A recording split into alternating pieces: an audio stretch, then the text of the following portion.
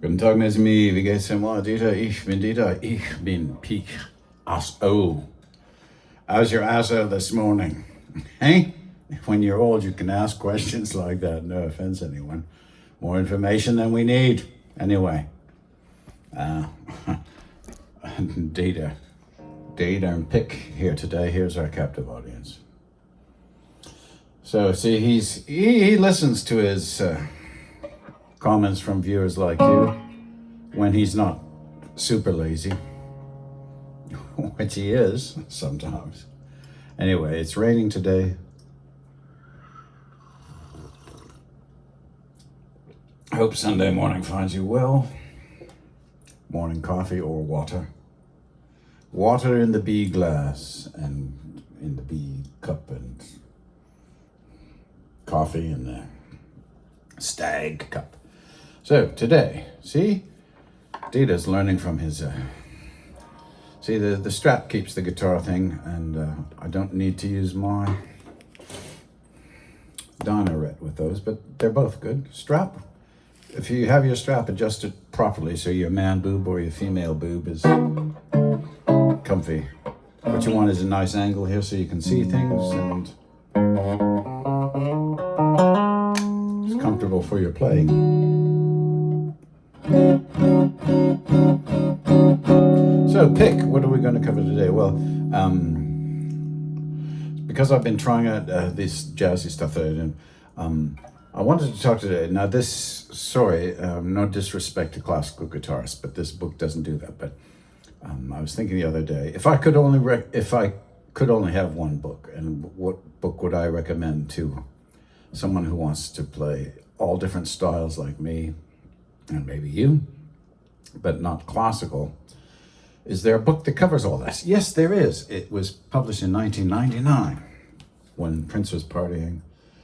I think this is the best overall. No one book does it all like no one guitar. And like I said, this kind of snubs the classical player. But most classical players are kind of in a different category, and it's a different technique, right?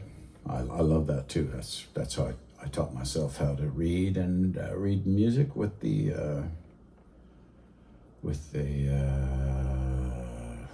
why does his name slip me right now? Anyway, there's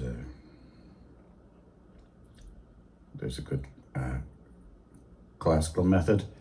I taught myself. I'll probably remember it by the end of the video. Maybe I am getting senile. Anyway, it's called the Guitar Handbook by Ralph Denyer. I'll give you the ISBN number, and I'll put it on the bottom too.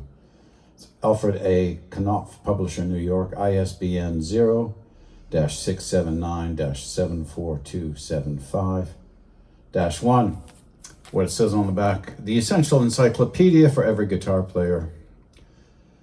The Guitar Handbook is the complete guide to playing the guitar, from simple chords to advanced improvisations. It's a uniquely devised learning program. It's a kind of a do-it-yourself course. Combines specially commissioned step-by-step photographs with a chord dictionary containing over 800 easy-to-follow fingerings and clear, concise text, which I agree. This is one of my go-to books. I should use it more than I do, and I will. The Guitar Handbook is also a comprehensive manual on guitar hardware and performance technology, sound equipment, special effects and recording facilities. It examines every aspect of guitar maintenance, repair, and customizing, as well as highlighting over 20 world-famous guitarists. It is set to continue as a guitarist Bible for the 1990s. So those of you who want to go back in time, get this book. And I was going to talk about using chord charts, and then I found this book. So, you've all had guitar chord encyclopedias and stuff, right? But they show you the fingerings, and some of you commenting on my video about guitar books, why you should buy them. Some good comments there, yeah, and yeah, they're not all perfect, but that's good jumping off points, right? So, what I like about this one is we'll go to the chord section. It's got a chord dictionary, which is great. And it explains chords and theory and all that stuff, but just to give you an example. So here's the A. It goes in alphabetical order because it's like and it gives you all the A chords and 3 ways to play them. And what's nice about the 3 ways to play them is that that's why, you might have a guitar book and it says, well, it's an A minor 7th, right? And you go, okay, I'm playing this A minor 7th, but the song doesn't sound like that. So maybe in the song they're playing the A minor 7th up here, right? Or maybe they're just playing it like this. So you can take your chord chart or chord encyclopedia, and a good way to practice it. Okay, so now I'm gonna play all the A minor 7ths that I know, and those are the only 3 off the top of my head that I know.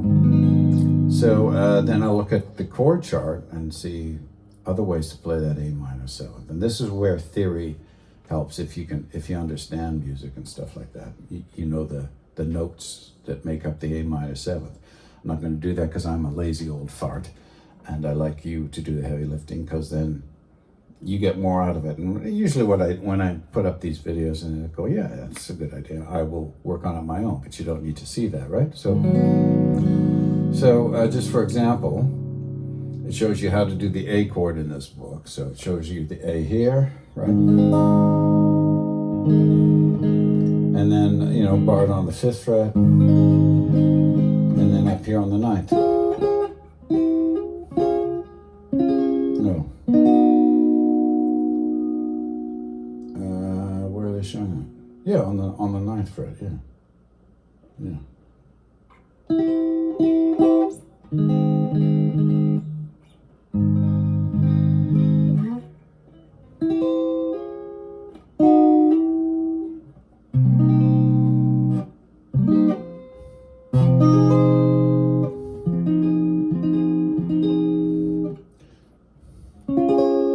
There's the A on the 9th fret. So you play your A here, here, and here. Right? So it's a great book. So that is the book that I would recommend. And if you're learning these Steely Dan songs, and the other thing is to practice your chord changes, right? No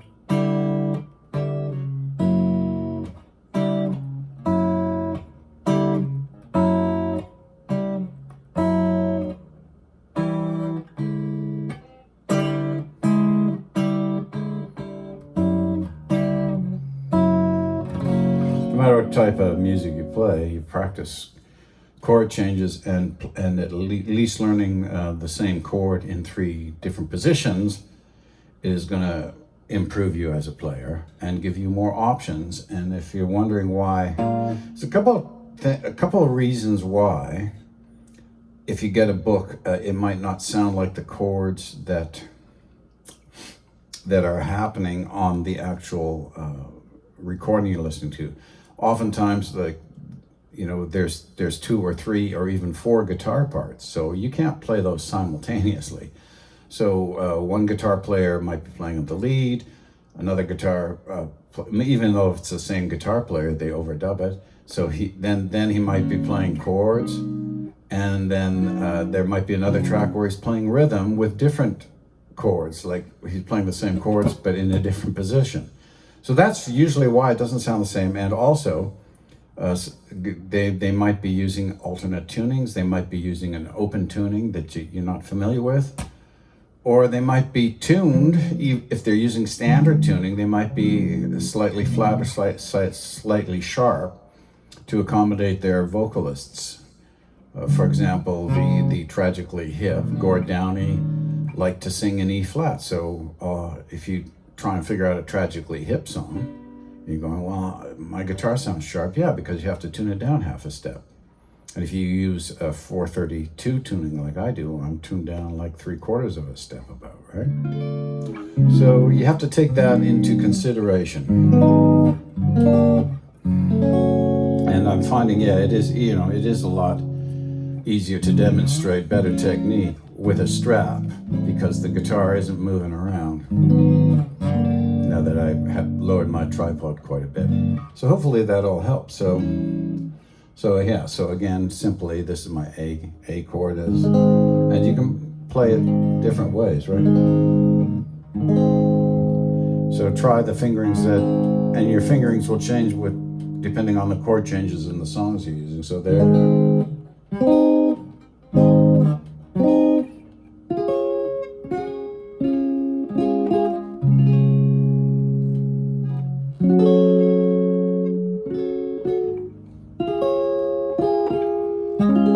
There it is.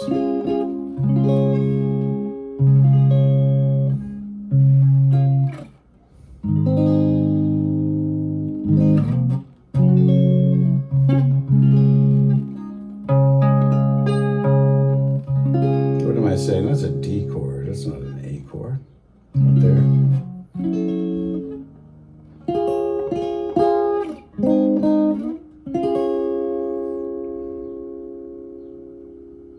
Oh, so yeah, this is what they're doing. They're doing the D shape. Ha ha ha, see?